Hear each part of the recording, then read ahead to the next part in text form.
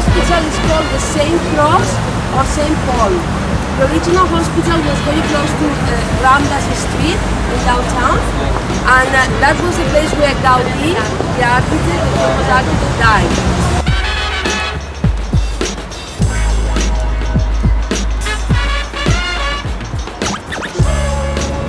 So if you have a look in other places, like Barcelona, you will realize that modernist style, well, in fact, took place between the end of 19th century and the beginning of 20th.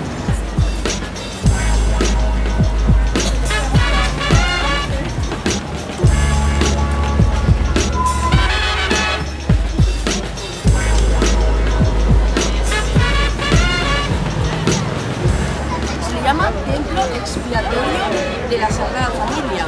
Todavía no está consagrado, por eso se le llama templo. La gente que entra dentro, el dinero que se cobra para la entrada, que es bastante elevado, ese dinero se considera una donación para la construcción del templo, ¿vale?